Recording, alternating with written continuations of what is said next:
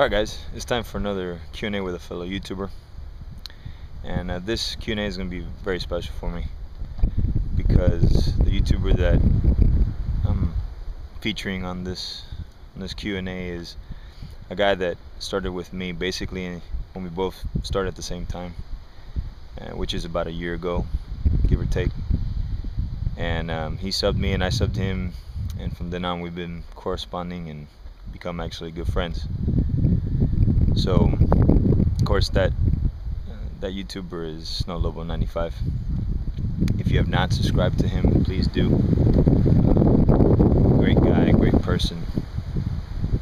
Very glad to have met him and have a friendship with him. So, without further ado, we're gonna start into the Q&A. And my first question, Snow, is who inspired you to go out and to experience the great outdoors? Let's see, the person who inspired me most to kind of come out and enjoy the outdoors, actually I'll have to give that credit to probably a couple of people. Primarily though, it would be my grandfather, who is my mother's father. He's always been into hiking, mountain biking, all that stuff.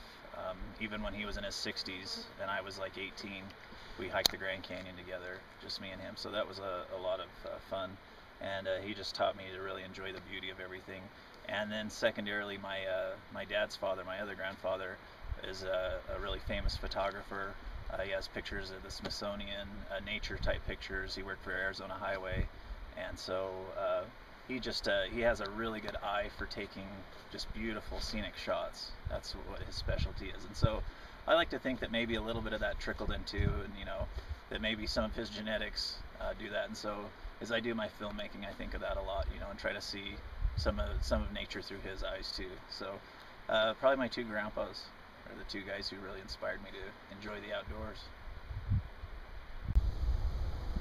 I'm with you there, man. Family is bar none the best unit to learn anything from, right? I mean, having someone mentor you and teach you how to do the right ways, that's awesome. I've started this whole camping and hiking thing kind of sort of on my own. Where I'm from, we didn't have accessibility to things like that, but I hope to obviously show my children, and hopefully they'll learn from me as much as I can learn from you all. So next question, man, what has been your worst night camping experience?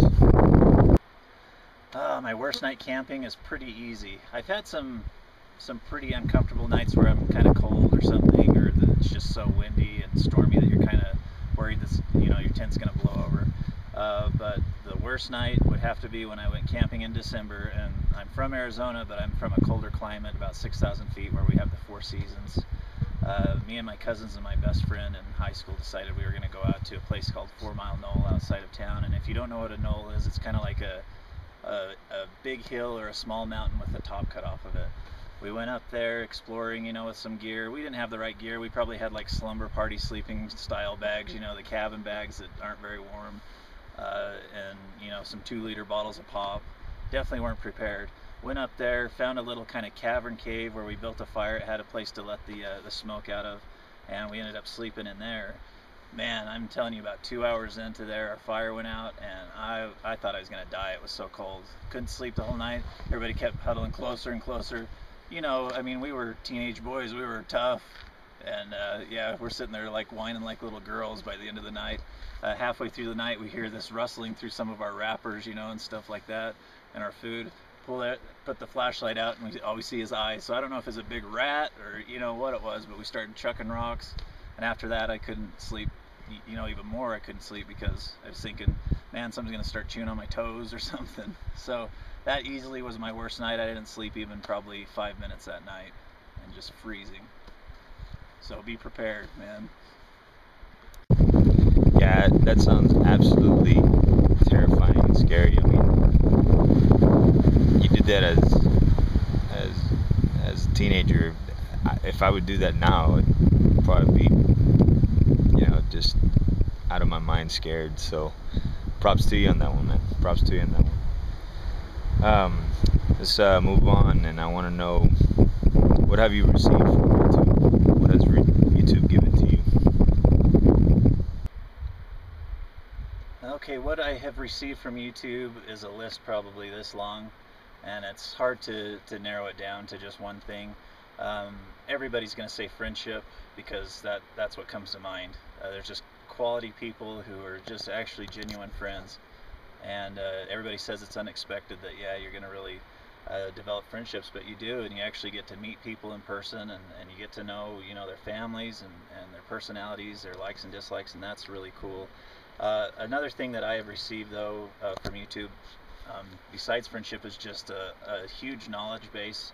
There's so many people that are into different things that I like, but I've never had much experience in, and I've hiked and camped and stuff all my life, but like the right kind of pants or the right kind of boots to wear, the best backpacks. I don't want to have to go there and spend thousands of dollars trying to figure that out on my own when there's people who already know the answers to that.